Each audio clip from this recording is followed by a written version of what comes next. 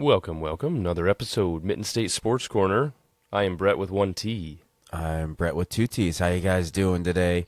College football episode today. Yesterday, as of our recording, was Michigan State. Another wild game between the two rivals, for sure. Right.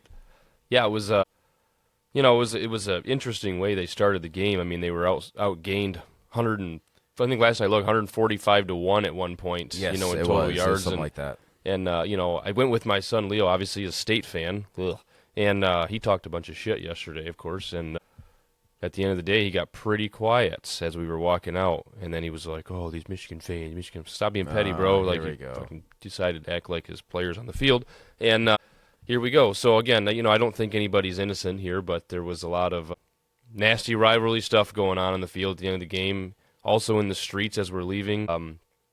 It's not the kind of stuff you want to see, dude. I don't care. Like, at the end of the day, I will talk just as much shit to a State fan to their face as I possibly can. Ohio State even more. But never to a point. But never to that point. That's what I don't understand as far as adults go. They're not adults. And you can even wrap in the students. Because technically they are adults. Yeah, technically. That they get in so worked up to this point that they're fighting another human being over a game they don't even play in.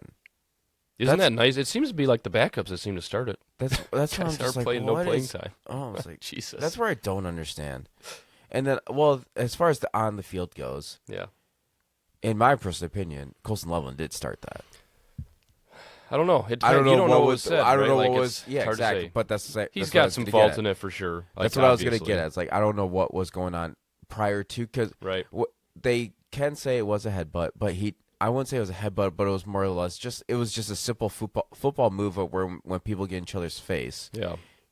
So yeah, I mean it is a head colliding thing, but it wasn't like a full on head. Like he charged him. Yeah, it wasn't like an intentional one, I should say. For sure. But that definitely escalated everything for sure. Yeah, it didn't help, and obviously, he grabs the mask, and the rest is history, and away they go. But yeah, it just sucks to see. I mean, again, Michigan did not play well in the first half at all, and we talked about it being kind of a battle who sucks the least, and it pretty much lived up to its billing there. And I will say, Davis Warren played much better in the second half. Protected the ball. And no turnovers and no penalties for me is the key to the game, folks. Like literally, exactly. And obviously it's like a broken record. It's easy to sit here and say, don't turn the ball over, don't take penalties, you might win. Like obviously that's the key, but like it's a lot harder to execute it. It's even harder to execute in a rivalry game where the other team is intentionally doing things to rile you up, which gets nerves higher. Maybe you're a little more tense, you're a little more jumpy, and so offsides and false starts and like pass interference can be a little more aggressive. And so good on Michigan to not do any of those things and fall victim to that. And honestly, that's probably what won them the game because, winning by 7, typically a turnover here, turnover there, or, a bad penalty that stalls a drive is really what would have probably changed the game. So, props to them for sticking in there. And like I said, Davis Warren played a decent game. Like he didn't need to go out and be a star. We've said it all season long. Broken record at this point. He went out and did what he needed to do. You don't need a star. We just need a game manager, and he managed the game. And I was pretty sure that, and our running backs didn't do anything. No, yeah, which obviously you could tell Michigan State was banking on that. Yes, they were, and that's honestly interesting enough. Is kind of what Michigan needed to probably do to like secure the victory a little more soundly. But credit to Michigan State, they shut it down. I mean they loaded the box and said, please beat us in the air. And again, not lights up, amazing stats here, but. They did the job, yes. and those couple of screenplays to Colston or, a couple of runs by Alex Orji were game-changing. 3 rushes for 64 yards. I mean, that was really impressive. But where's this been all year? Well, that's it. I mean, these guys have all been here all season long. It's not like they came back from injury, That's where I don't understand. Like, there's no way you just put this in the playbook this week. No. Like, there was like 3 or 4 plays last night where I'm like, where the hell has this been? Yeah, and the wrinkles were like, wow. Like, and I'm gonna tell you what I think it is, Brett. I'm gonna tell you right now, and I bet you we find out this later on. I think Sharon Moore took over play calling duties this week. You're not wrong. That's what I think exactly is what happened. Definitely not wrong because we saw the Donovan Edwards pass that we saw in that Kirk Campbell's 2021 Big Ten championship game. Yep, not Kirk Campbell's play. Sorry, it's just not. I don't think so. Not a chance. And they were actually throwing to other people too. I was gonna say, and to be fair, it's not all Sharon's plays either. But yeah, they spread the ball Granted, around. granted, there was 14 receptions and 6 of them were to Loveland, so damn near half. Right. But at the same time, they did spread the ball around. Tyler Morris what got in the game. Obviously, Yep. Edwards took a couple screen passes. Peyton O'Leary got one. Yeah, and it was a big one for Peyton Kendrick too. Bell, That was, Samaj Morgan got targeted a few times. Morgan had a couple of big Yeah. catches, but Bell's was a big one. That was just the timing and the type of play it was, and he was fired up. The fans were fired up. So yeah, I mean these guys might have had 1 or 2 receptions each, but they were all key, clutch.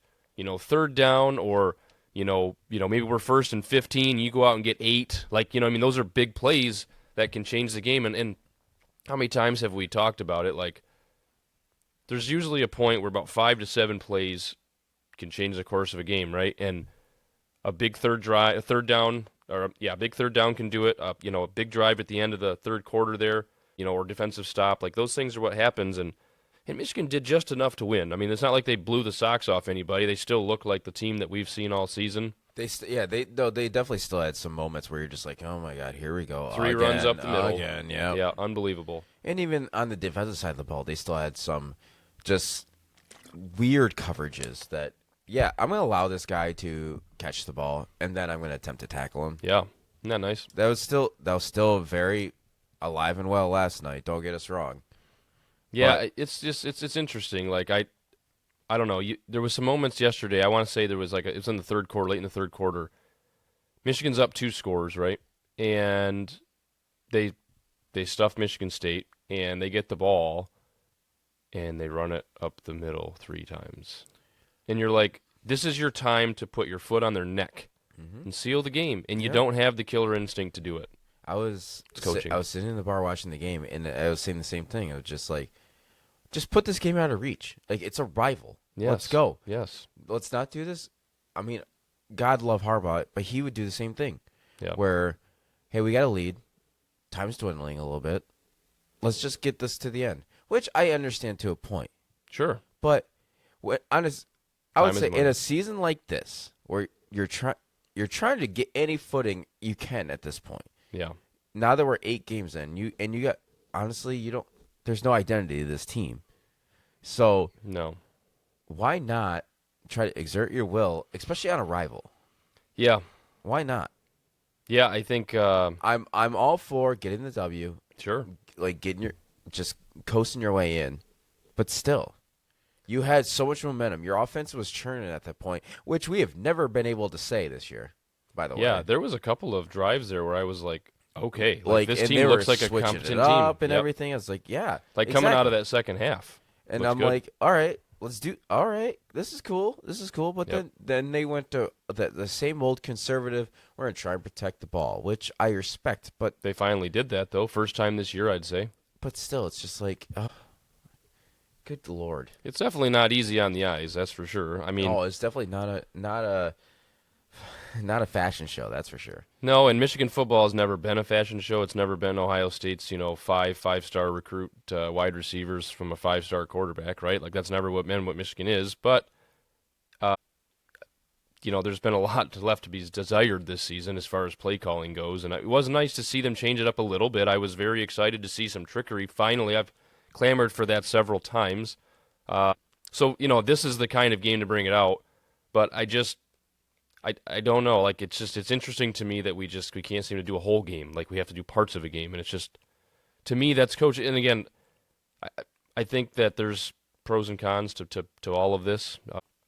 I think Sharon was put in a tough spot. I mean, in general, like he really was put in a very hard position, and it's just like Kalen DeBoer in Alabama. Like you're succeeding one of the greats, and it's in a tough spot. I get that, but I don't know. Like if you want to assert yourself as a big time coach, like the way to get to the transition era, to get to your era, right, is to go out and put a statement in your first season, right? And you go out and go, all right, it's a 2-score game. I'm going to go out and, as Joel Klatt would say, the boa constrictor is going to come out, right? Like you're going to go out and impose your will on the other team. Those were the defining moments. That was the coin for the Harbaugh teams. I remember hearing him say that more than once. Yeah, and that's what you do. I mean, and Kirk Cignetti's done it at Indiana. They're 8-0 now. I mean, good Lord, they are a good team this year, and Ohio State is not a good team this year. Ohio State has definitely shown some Vulnerabilities. There you go. They lost to Oregon. That's no definitely slouch of a loss. They've definitely shown that they are very vulnerable, and they got a good test next week of Penn State. Yeah, well, and, to back up for 2 seconds, Nebraska gave them everything they could handle. I mean, Yes. on the road for a second, I mean, like, this was in the shoe. I mean, Mm-hmm. Nebraska played very well. Nebraska did play a good game. Yeah. How do you feel about that Nebraska? Not Nebraska targeting call. The Ohio State targeting call. Like later in the game, they gave Nebraska the Yeah. free first down. What do you think about that? Because I think it poses more of the. So what even is targeting?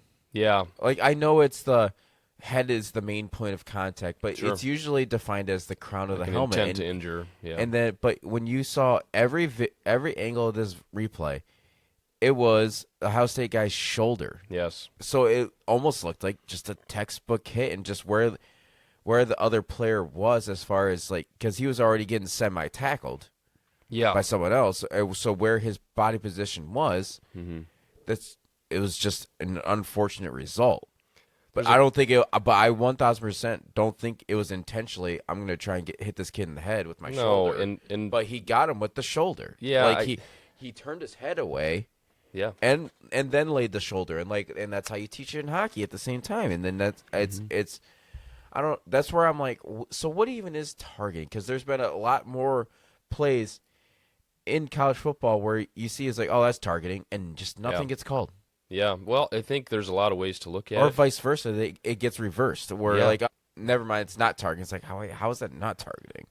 It's obviously a judgment call, right? I mean, Yes. it comes down to the referees on field at that game if they think it was assertive, over assertive, or aggressive or not. And if you want my opinion on yesterday's call, Michigan and Ohio State rivalry aside, no, I do not That was think not it was targeting, targeting. no. And I would say if you're going to call anything, you don't kick them out of the game.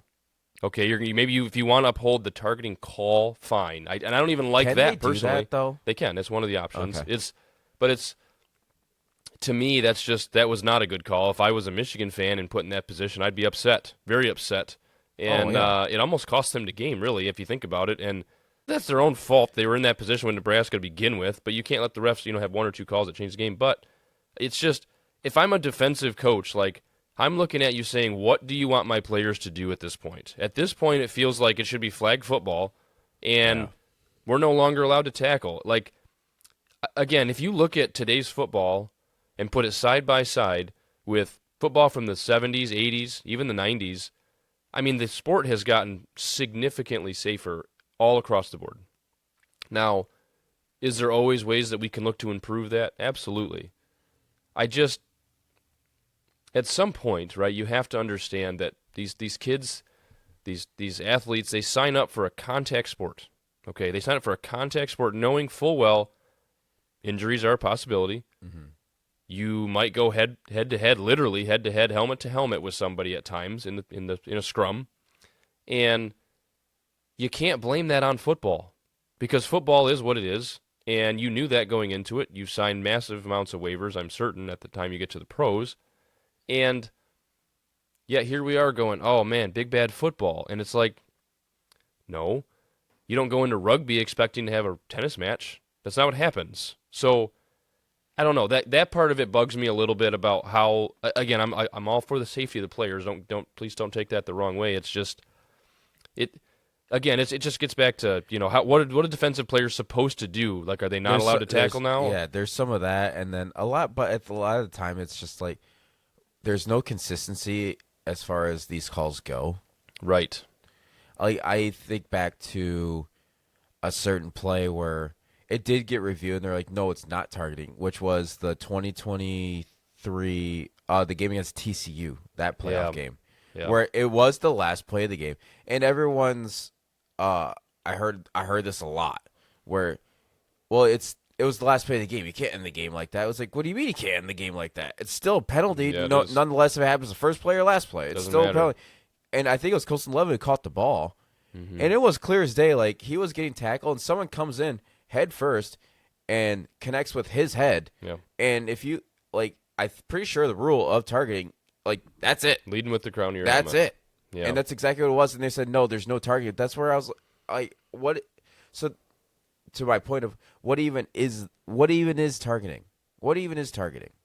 It changes your There's year. no consistency as far as where it gets called in every single game. Right. Which, of course, you're not going to be 1,000% consistent Well, and accurate. refs don't see everything. But still, Facts are what they there's are. just there's too much of, that's targeting. Yeah. Oh, no, and then they review and it's Just not. kidding. Or vice versa, where like the Ohio State play yesterday, in my personal and both of our opinions, Yeah. it wasn't targeting, No, and that's but it got upheld. When yeah. we were sitting at the tailgate, we're watching it on my phone, and we're kind of like, what the hell? Now we were hoping to see an Ohio State loss yesterday. Yes. Now that would have been fantastic. I thought the fact that Nebraska, more or less, just didn't take advantage of that because yeah, they that's they a got a gift there. program-defining win. They got a That- gift there. that would have 'cause- been- and that was, I'm pretty sure that was third down too. Yeah. That was a third down play, so they would have had to go for it on third and long or punt it at that point. I forgot at what time of the game it was. I know it was late fourth quarter. I don't remember if it was the second to last drive or the very last drive. But the fact that they didn't take advantage of that, getting a gift, Yes. an actual gift, Yes. and it just crumpled after that, which I good on Ohio State to rally around that because you saw how Ryan Day reacted. And getting a call like that stage of the game when you're trying to protect your lead, Yeah. and that you get a call like that, I mean, any team's gonna be like, it might demoralize them. Sure. So the fact that Ohio State kind of like dug their heels in is like, nah, we got this. And more or less, they didn't play the best game, but I think that was their moment of the game for sure. Was after that Absolutely. penalty, how they dug their heels in and protected their lead. Sure. And really, I mean, it's it's very circumstantial, right? And you have to take advantage of those. And Nebraska, that had been a program-defining win. I will say Matt Rule's post-game speech or whatever interview, if you want to call it, was very awesome to see. Like we talked about this a little bit yesterday. Matt Rule, as a college coach, I like a lot. I always have. He's done well at previous stops. As an NFL coach, it was terrible. Did not work out. That happens. Even the greatest coaches, as i.e. Nick Saban, that's happened to. But what he said is basically he came out and said, guys, I'm very proud of our team. I'm very proud of our team, and there's no quote-unquote moral victories. He said, but it's the first time I saw in their DNA a championship mindset. And that's 100% amazing to hear. Your kids probably are just fired up to hear that. Like, did you get the job done? No. And he said that, when you have a championship mindset, it makes those losses hurt a little bit more. But that is something that, for future seasons, a lot of these kids are pretty young on Nebraska's team, to propel them to then get over that hump, like, again, like you said, you have to take advantage of those gifts from Ohio State because 98% of the time they're going to come out and they're going to air raid, just beat you to death. It's going to happen. Mm-hmm. But, those 2% games you got to take advantage of and go win them. And it can change the tune of a program. I mean, that can earn you an recruit here or there. That can sway a lot of decisions to return or not return. Like, it's changed your season. It can put you in a different position with the Big Ten. So it's just those are games you got to win. I think Matt Rule will. I mean, Nebraska's a much better team than they were without him. They're definitely, I would say, one of the very few teams in the country that have a very, very, very good outlook in the future. Because it's very hard to have a good future. Yeah. Given how the portal is nowadays and all this and all that. Yep. But the way Nebraska is trending with the players that they've got coming in, the recruiting class and such, and how young their team is currently, Nebraska 1,000% is one of the top 5 teams to look out for in the future. Yes. And speaking of, other teams here, taking a look around the scoreboard wise, like, awesome to see Kyle Accord throw 5 picks, 3 pick sixes. Hold on. Show. Look how many times he threw the ball. You're looking at the same page I am. Look at how many times he threw the ball. It's 35. Guys, his stat line, just FYI, for a Syracuse team playing Pittsburgh on the road, right? 35 for 64 attempts, 321 yards. That sounds fantastic. And then, That's just a buff. By the way, no touchdowns. Yeah. 5 interceptions, and 3 of them are pick sixes in a 41-13 loss to number 19 Pittsburgh. I just noticed. Ouch. Look at Pitt's record. 7-0. What? They Where did that come from? they hang around every year like this. Where right? did Pat Narduzzi? He's been good. He is. Listen, what happened to Michigan State when Narduzzi left? Their They defense, slowly their defense etched went away. bad. Yeah. They slowly etched away. Yeah, looking around, Oregon beating the piss out of Illinois. A little surprising. I expected a closer Yeah, game. that's encouraging considering what's coming to Ann Arbor next weekend. Not good. Penn State eking out a win on the road against Wisconsin, losing Drew Aller, by the way, which is a big deal for Penn State. I don't think Drew Aller's that special, in my opinion, but they think he's pretty awesome. He's their starting quarterback, so whatever. But Wisconsin was actually in that game for a while. Wisconsin was leading that game quite a long time, and so good for them. But Penn State, they play Ohio State pulled next away in week. the fourth quarter. That's all it was. They play Ohio State next week, Yep. and boy, oh boy, can you imagine Penn State taking out Ohio next week and Without Drew Aller and putting Ohio State at the same conference record as Michigan, 3-2? That would be incredible. Yeah, obviously that'll be very short-lived. Yes, it will be, but nevertheless, we'll be 3-3. Michigan does play at 3:30. Florida State losing again. That's incredible. 36-14. Florida State's 1-7. They played Miami. That's a big loss. It's a big deal for the state of Florida, obviously. Can we quickly talk about Vanderbilt? Almost did it again. Vanderbilt has played very well against top 10, but specifically top 5 teams. Texas number 5. They had the lead at one point. 3-point loss to Texas At home. I mean, it was a Vandy home game. Nevertheless. So can you imagine another goalpost going into the river? Can you imagine if Vanderbilt took out Alabama and Texas in the same one season? They would be in the SEC championship game without a doubt. They'd have to be. I mean, it depends on how their other SEC games go, but still. They'd almost have to be. You've got to be good enough at that if point. we're talking fashion show, yeah, that would do style points. They would sure. definitely, they would have the style points. Well, they'd be 3-1 in SEC. That's unfortunate. Right, that's not how it goes. Yeah. So, speaking of SEC, what about Texas A&M and LSU? That's SEC. Pretty statement win there. You did say SEC. I thought you said ACC. No, SEC win. Yeah, sneaky little game there, and then Texas A&M. They don't have Jimbo Fisher no more. I trust them a little more. The thing is, they're a notoriously overrated team. They get ranked every year. They always have a decent record every year. They always have a decent recruiting class. So, rightfully so, yes, they get ranked.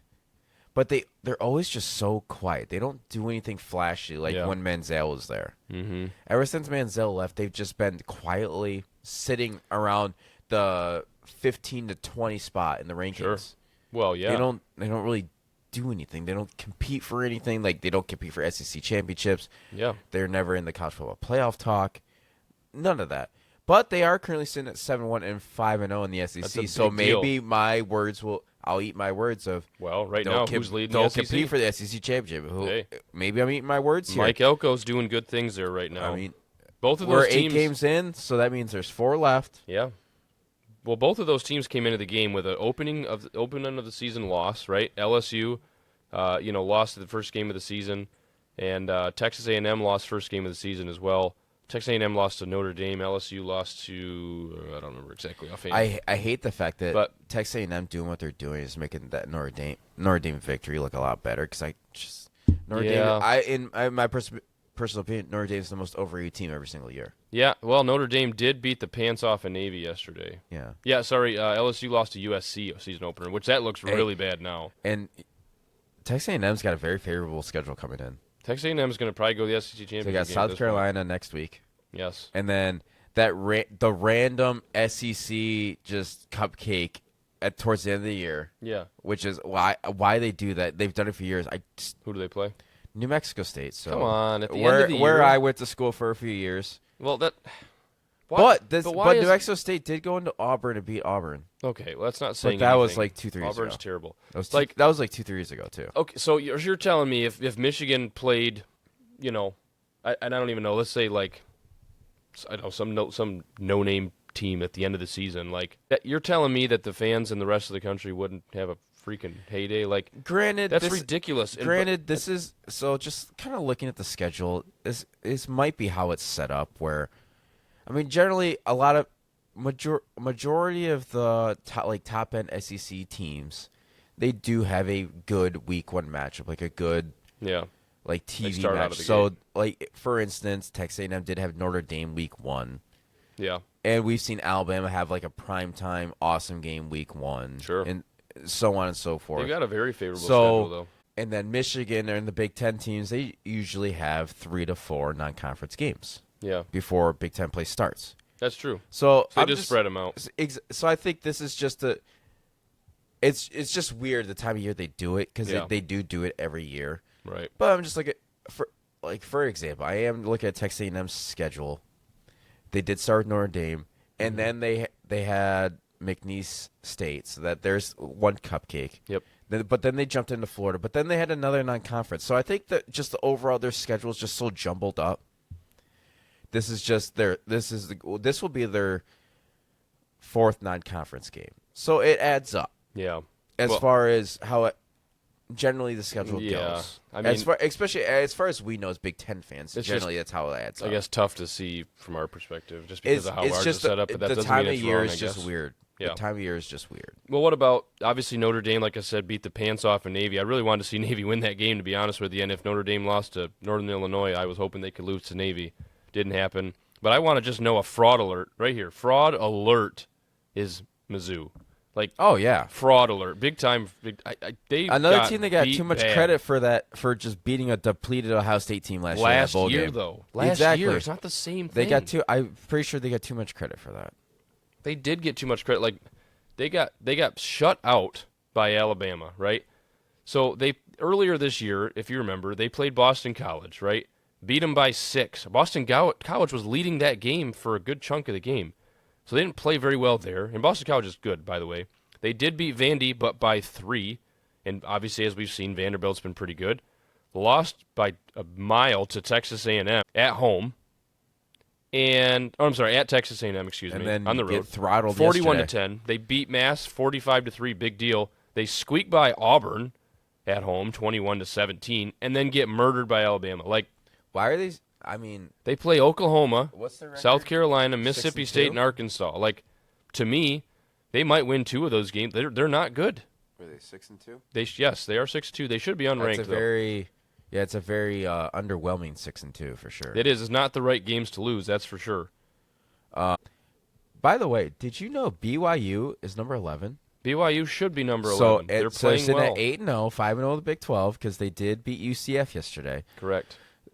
And as we know, the college football playoff is 12 teams now. They're leading the Big 12. So is that kind of random team where you're Yes. like, Yes, it is. all right, this 12-team playoff is kind of cool because it gets these other teams in that you're like, hell would- yeah, they would- let's go. Would they have a home game? I don't know how. I don't remember how the No, seeding works, right? They would not. They would not. It They don't have a possibility I'm pretty for a sure. home game. I'm pretty sure it's a NCAA CFP? tournament, Okay. March Madness I setup see. where Okay. the higher seed will host.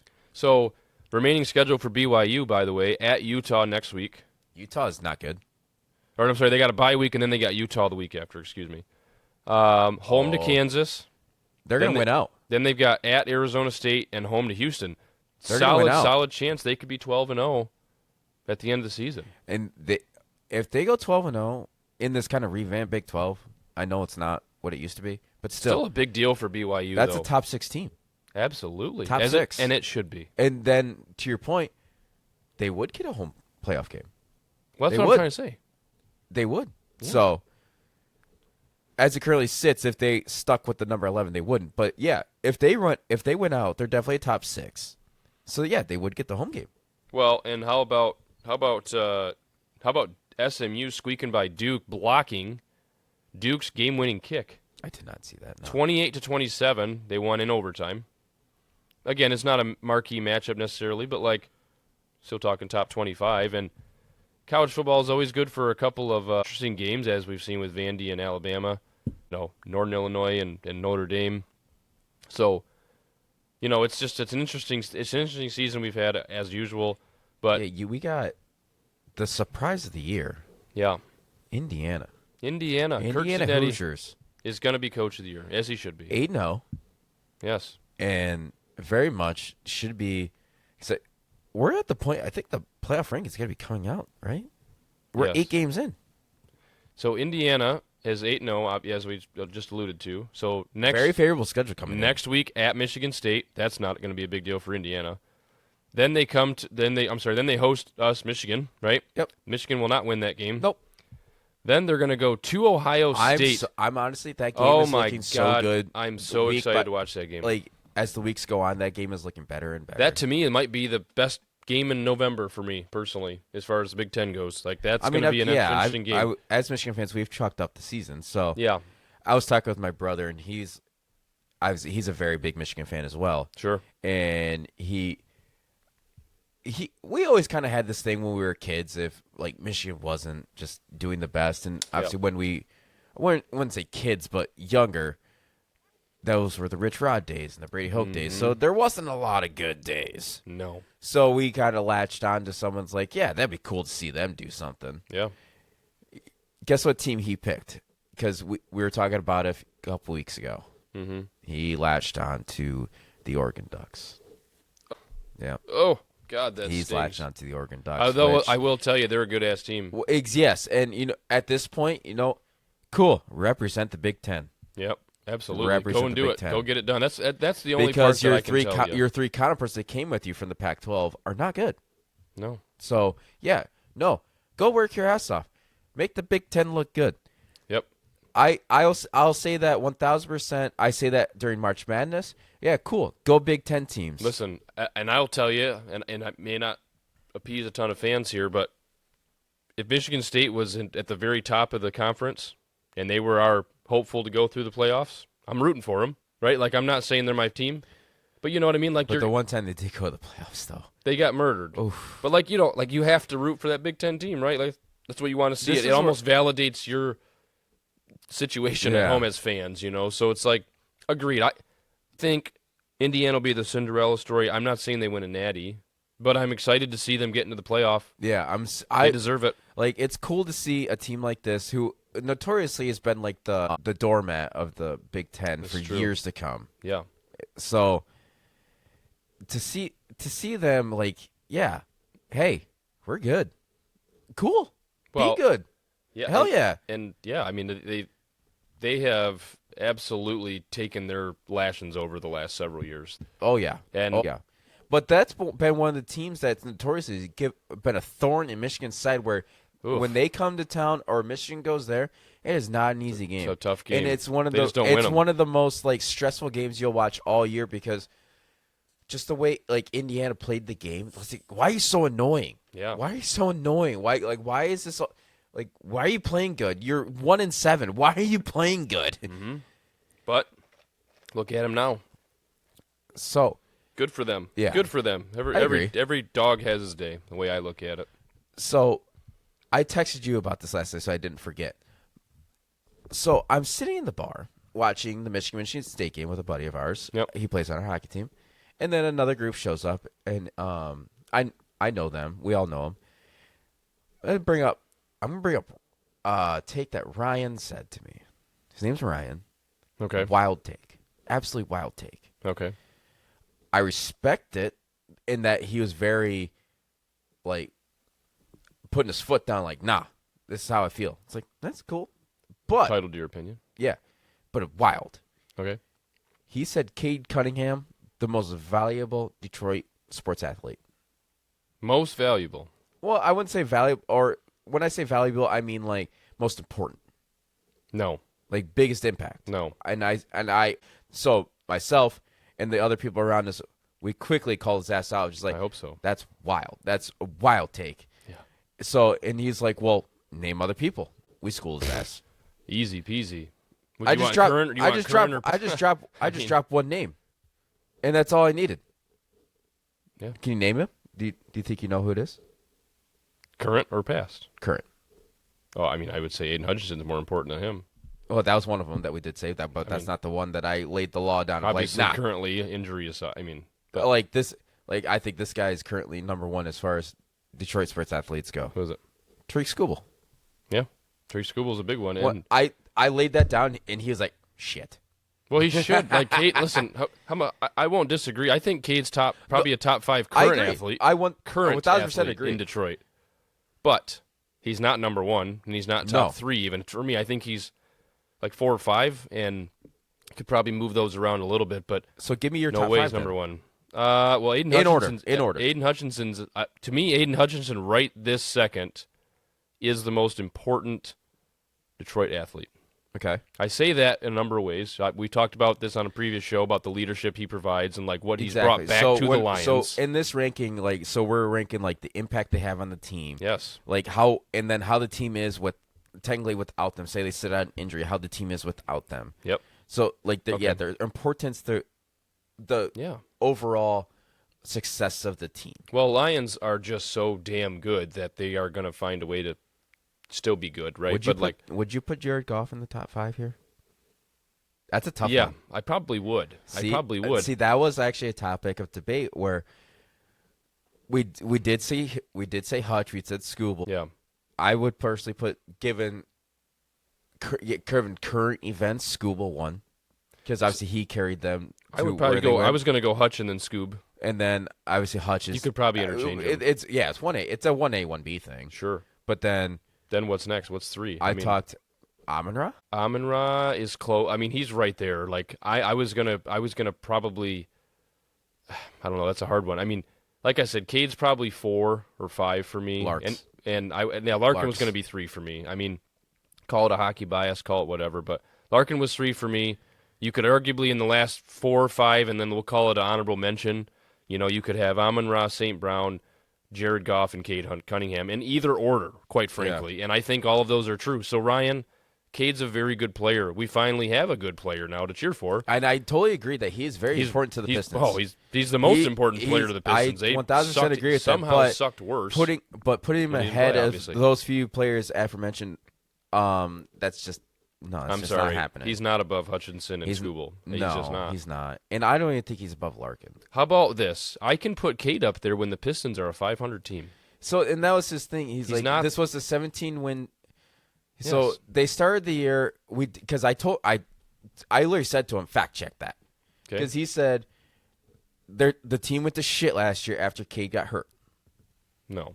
The team was shit either way. Yes, it was. But yes, it was. But they got worse. He did bring up a good point because he was like, they actually had a somewhat okay record before he got hurt. Mm-hmm. That's when I did tell him, hey, fact check that. Mm-hmm. And he did. Yep. Well, they were 5-7 when he went down. Well, what are they this year? 0-3. Oh, they did end up losing last night? Yes, they did. Because we were watching it. He pulled it up, and he was like, oh, they're up on the Celtics. I'm like, ha. Yep. Well, Jason Tatum had 37 points. He had 17 in the first quarter. I mean, so far the Pistons are averaging 109 points per game, 41 rebounds a game, 24 assists per game. Cade's he's leading the team at 27.3 points a game on 47.8 field goal percentage. That's fantastic. It's just he's averaging 8 assists per game. Also fantastic. My thing is, like, you have a player like of that caliber, but your record still doesn't show for it. Usually, if you have a player of that caliber, he can take over a game. He can win you a game. Let me ask you a take that maybe we should ask Ryan, I guess. I'm not sure. Do you think the Pistons should trade some of this just young talent in general? We can call it whatever you want. Young talent in general, and go out and get somebody that's been very dominant, or some version of an all-star, and it can be whatever. It could be a lot of different ways you go about it. But do you think they need to trade some of this and inject some sort of like, hey, let's go get a guy on a max deal or whatever, right? Like, and try and build that way, or do you want to still see him stick with the youth movement and just hope some of these guys latch on? With Cade, do you want to waste his prime? What do you want to do? I don't know. I don't follow the Pistons too much. I'm not really too knowledgeable about who's on the roster or what they got going for them. But at the same time, I have read like they have a good foundation working here. Mm-hmm. You got a whole new coaching staff in. You got a whole new management staff in. Mm-hmm. Why not try it out? See what happens. I mean, they got Jaden Ivey averaging 21. And there's a trade deadline for a reason. You don't obviously have to pull that trigger now. Say come December, January, and it's just still not working. Then let's talk about it. Let's try to figure out. Let's get some new players in here because it's still just not working. Well, they got 6 guys right now averaging 10 points or more per game. Tobias Harris at 10-3, Tim Hardaway at 10-7, Jalen Duren at 11. Shout out, Big Go Blue. That's right. Malik Beasley at 14-7, Jaden Ivey at 21-7, and Cade Cunningham at 27-3.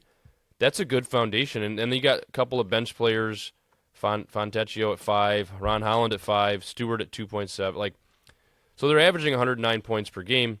The problem is they are giving up more than that. I Like, was you gonna have say, to outscore the other team, folks, and you have to play defense, and they're not doing that. So it's like, I was gonna say, averaging 109 points scored a game. That's just, and you're 0-3. Like, how is that a thing? Like, because they don't play where is the defense. defense? Where is the defense? Well, if How do you NBA has average no that many? defense How do anymore you anyway. average that many points and not have a damn win on the? I know it's only 3 games in, but still, how do you average that many points and not have a win? Because they don't play That's defense. just wild to me. Yeah. This is why I really can't stand watching the NBA. Yep, I agree. Because I did catch quite a bit of the game against Cleveland on Friday, Mm-hmm. and it's literally just a game of fast breaks at this point. Yeah. That's Who literally, can there's run no, more? There's not a lot of structure. There's not a lot of plays. Mhm. It's just fast break. Hey, I'm gonna do you watch Family Guy? I do. Do you ever see the episode where he played that NBA game against Cleveland? Where he's like, there's a glitch in software. I'm going to hit this corner 3. No, I did not. But that's all fast breaks are, man. And that's all like that. Really, I saw that so much just watching this game for 30 minutes. It was the Pistons would miss, and then boom, there's already 3 guys down court, and they're like airmailing it to them, and it's like, what? Yeah. Like, this is what the game is now? Yes, it is what the game is now. Now, It's college like, oh my basketball is a lot God. different. They're So, 50 to 48. You've never seen that Family Guy where he goes corner 3. I have not. Oh my God, please look it up. It's hilarious. It's I'll watch honestly it it's after one the of my show. it's one of my favorite like just bits that they do because they do the most random shit. That's do. one of my favorite ones where it's always good for a laugh.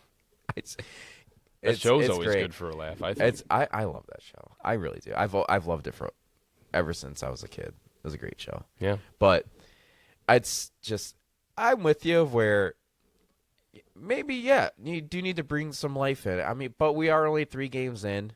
Mm-hmm. It wasn't the easiest schedule to start either. No. So you get the Celtics game 3. Cleveland's a decent team, right? It's just, I'm pretty sure. well, yeah. They were in the playoffs last year. They were, and we got their coach now. What? Another hot Ryan take, by the way. Is he hot now? No, it's just Oh, just his sorry, I take thought was you were just calling him out. just his take was just another wild one. So the Okay. Pistons playoff team. Nope. So Not. this is where Brandon I can't and trust his his buddy analysis Chuck, who anymore. were sitting next to me, we were like, we all once again just stopped in our tracks. It's just like, what the hell are you smoking, dude? And that's where we're like, you got to reiterate, you got to get out of that play-in game. You got to get in the top 8 Yes. to call them a playoff team, in my opinion. Because that, I'm sorry, but that play-in game gimmick bullshit, Mm-hmm. it's stupid. It's very very stupid. it's horrible. So you got to get in the top 8. Yes. You gotta get in the top 8. So that I think Brandon bet $20 that Pistons obviously are not a playoff team. Well, I hope so. So That should be an easy win. pretty sure there. I'm pretty sure that happened. But still, it was like Yeah. when he said that, I was like, "What, dude? Wow, you are." Can't trust his I was takes like, anymore. "You're." Did Cade give you something or something? think he might Because have. you're fucking. Might You're have. right. He did just sign a big contract, so you probably paid him a few I bucks. mean, you're. I wasn't gonna say he gave him that. I was gonna say he gave him something else to like, yeah, hype me up. Like, Jeez, oh Pete, something happened there. That was interesting for sure. yeah, that was just like, wow.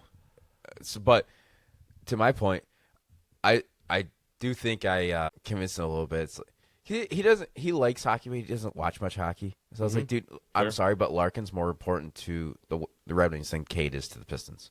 Right now, Yes. might change in a few years. You never know. Yes. No, agree. Like it might change Sure. later this season. Sure. But currently, because you see what happened when Larkin went out last year, and they went on that downturn in March. Oh, And you just see it in general. Don't When remind me. Larkin doesn't play a game, they are Team literally falls just off. not the same team. They Not got even that nothing team at all. going for them. Yeah, They they're not a can't team get at an all. offensive push and all this and all that. So it's been proven that Larkin, like he's the cornerstone of this franchise, which we already knew that, but Sure. it makes it more known when he doesn't play in a game of how much worse they are without him. Yes. So. They're not even a team. Oh, good God. So I just pulled up the NBA standings. Yeah. Look at these points per game. There's no team averaging less than 100 points. Oh, one team, Denver, sorry. But so of the 30 teams, 29 are averaging over 100 points per game. That's embarrassing How? for the league. What? It's embarrassing for the league. What? let alone the top dogs, Lakers and Celtics. Surprise, surprise. Celtics averaging 126 a game. Yeah. And they're Lakers still averaging giving up 121. 109. But they by the way, they're not even the top team as far as points per game. Cleveland is at 128. Well, look at the Pistons. They're Like, they're what is scoring going 109 on? and giving up 118. What is this? Do you remember? Bullshit. So back when as a kid, when I used to watch the Pistons religiously, and they were fun to watch. The NBA 'Cause they in played general defense. was fun to watch. They had a stat where they held teams, I think, below 70 points for forever. for like 10 games straight or something like that. Now they're scoring 70 points even for halftime. This is why the NBA product, and it could be me being biased that I'm just not the biggest basketball fan, but it's just, how is this fun to watch? How is this fun to watch where it looks like there's no compete level on not both fun to sides of the watch. ball? I know ratings are down as they should be. It's like there's no compete. It's just wild to me that people actually like this product that's getting put out. Like, yeah, offense is cool, but generating the offense because you worked your ass off and you beat this defender, or you dunked over someone because he tried to block you. Not, hey, I'm going to drive the paint and these guys are just going to get out of the way because I don't want to get a foul. Right. Or, hey, I'm going to drive the paint, kick to the corner, wide open three, nobody's going to contest it. Well, why would they? They don't have to. Like, I mean, that's just, I guess, how they're all coached now. It's ridiculous. Just like, what do you mean you're not going to contest a shot? Right. I feel like that's like, obviously I know the hockey one, like the hockey beginning shit when you first start playing. Sure. That's a little bit different. No, but there's like, I feel like getting your hand up, contesting the shot, has got to be like beginnings of basketball. I would learning think how so. to play the game. I mean, Like- yeah, the objective like, is to I not don't- let the other team score, right? I mean, that is kind of the idea, Like- somewhat. Apparently, I mean, Yeah, I for the heard most that part. somewhere in old folklore because I don't know that, I mean, you are a goalie, so Yeah. you should know. but I don't know. I don't display that on Sunday. But So it's just, I just don't understand it. And I don't know. like- You're gonna end up getting riled up over a NBA game that doesn't mean shit. I know. So I know. I think with that we're gonna wrap up our episode, folks, before Brett gets too upset. We don't talking want him about upset. basketball for That's what of you're all going to do, sports. folks. You're going to get him upset by talking basketball with of him. all sports, talking basketball. Don't talk basketball with him. He'll get Jesus. upset. He can't play basketball, so he gets really upset. Really bothers him. So, all right, guys. Well, One of these appreciate you days, guys, you're going to see me on this camera. You're going As to you see my should. fist come across. And As just you should. bam. Wham, right there. As you should, probably, at this point. I told you that yesterday. But yeah, again, appreciate you guys tuning in as always, man. This is why we do it. Like we appreciate everybody. We actually had somebody come up to the tailgate yesterday from Toledo. And was Yeah, like, I listen big to all you fan. guys. That Love was you guys very wild. much. It was super cool. So again, that's why we do it. So again, appreciate each and every one of you. But we're signing off, and we will see you guys in a couple days. I am Brett with 1T. Yep. I'm Brett with 2 T's. We'll talk with you guys on Friday. Go Lions. Go Lions.